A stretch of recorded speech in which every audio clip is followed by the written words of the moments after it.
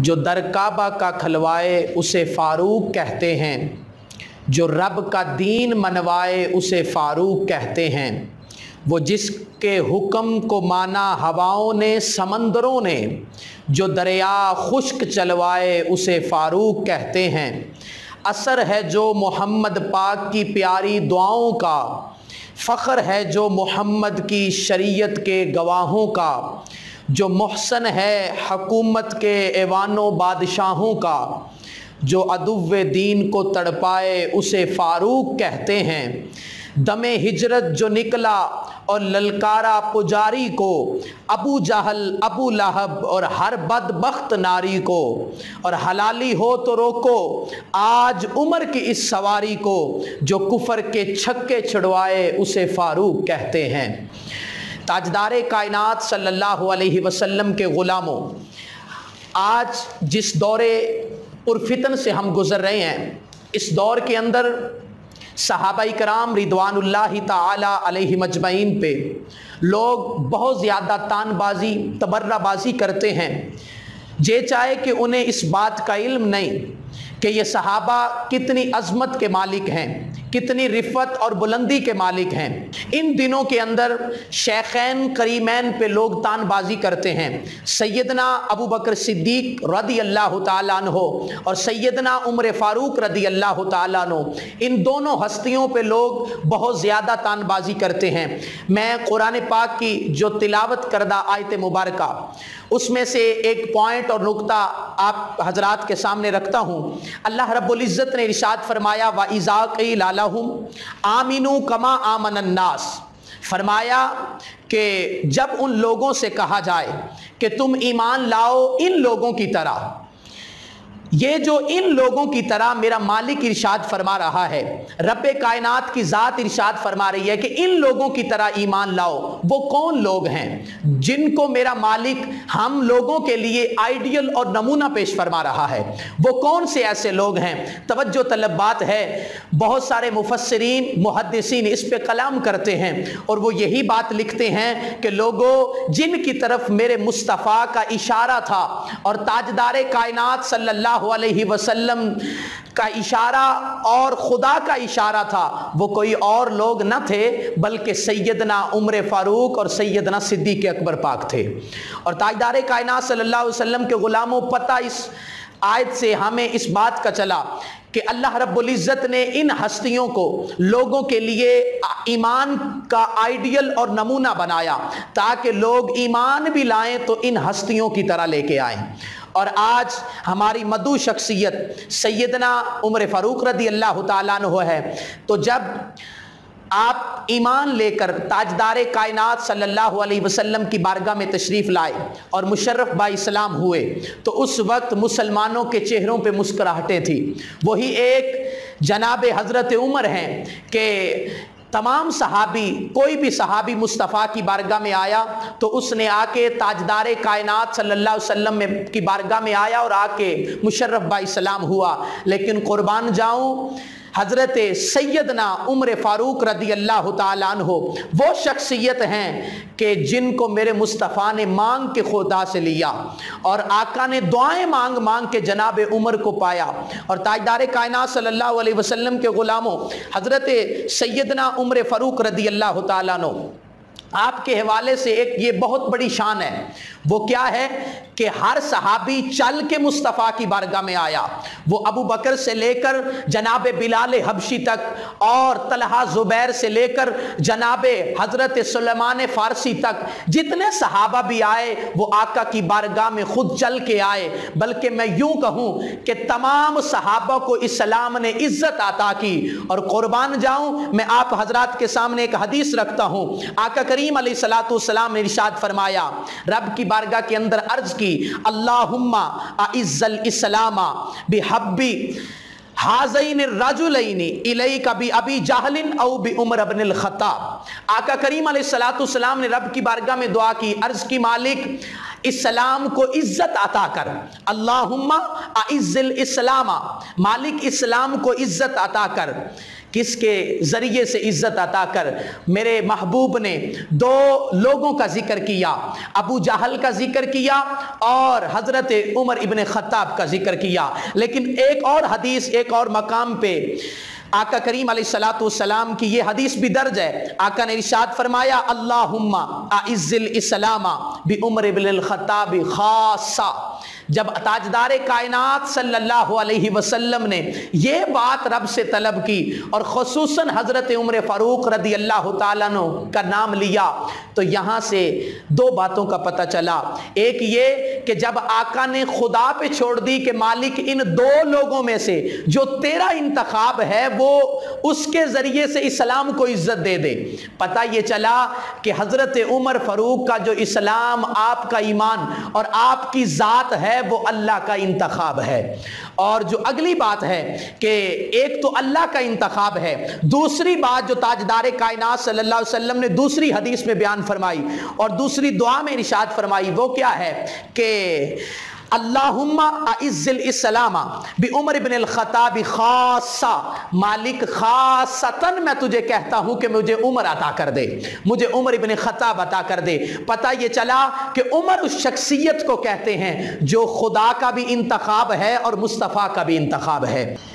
آقا کریم علیہ السلام نے اس حدیث کے اندر جو بات ارشاد فرمائی، اور یہ آقا کی دعا ہے، اللہم اعز الاسلام بحب ہذین الرجلین الیک بابی جہل او بعمر بن الخطاب۔ آقا نے یہ جو بات ارشاد فرمائی یہ توجہ طلب بات ہے کہ آقا نے ارشاد فرمایا اللہم اعز الاسلام، اے میرے رب عزت عطا کر اسلام کو۔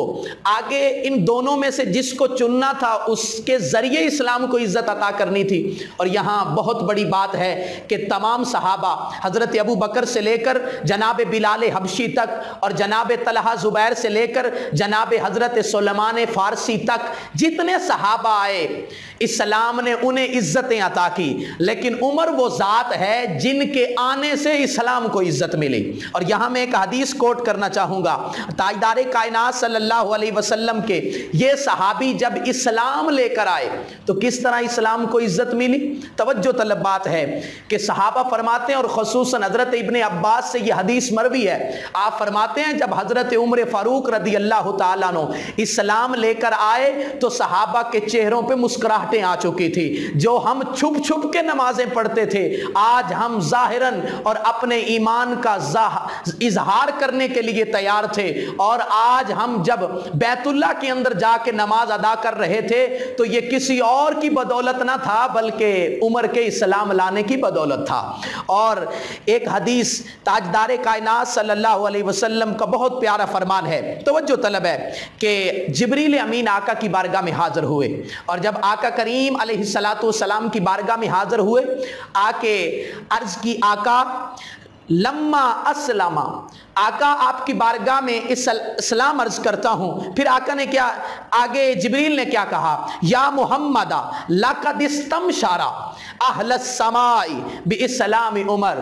عرض کی آقا آج آسمانوں پہ عمر کے اسلام لانے پہ فرشتے بھی جشن منا رہے ہیں۔ اور تاجدار کائنات صلی اللہ علیہ وسلم کے غلاموں، یہ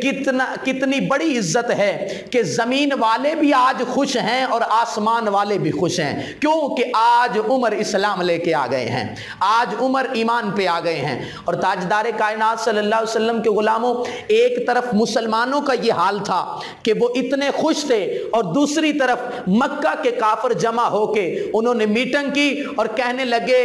آج عمر جب اسلام لے کے آیا ہے مسلمانوں نے ہم سے سارے بدلے لے لیے ہیں۔ یہ ایک عمر اسلام کی طرف نہیں گیا بلکہ آدھا کفر ٹوٹ کے اسلام میں داخل ہو گیا ہے۔ تاجدار کائنات صلی اللہ علیہ وسلم کے غلاموں، آقا کریم علیہ السلام نے یہ بہت بڑی بات حضرت عمر کے بارے میں ارشاد فرمائی۔ آقا نے ارشاد فرمایا قال رسول اللہ صلی اللہ علیہ وسلم لو کان بعدی نبی عمر بن الخطاب۔ آقا نے ارشاد فرمایا اگر میرے بعد کوئی نبی آنا ہوتا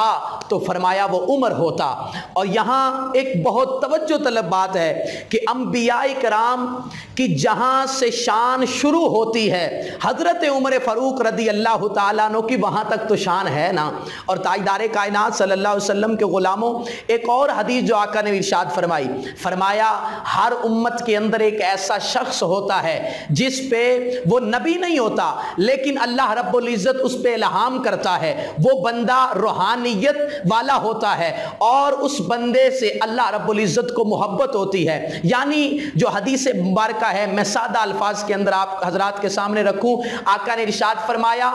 ہر امت کے اندر ایک محدث ہوتا ہے۔ فرمایا مجھ محمد کی امت کے اندر اگر کسی نے محدث کو دیکھنا ہے تو وہ عمر کو دیکھ لے۔ اور تاجدار کائنات صلی اللہ علیہ وسلم کے غلاموں، ایک اور حدیث، اور یہ حدیث پڑھ کے ایمان تازہ ہو جاتا ہے۔ آقا نے ارشاد فرمایا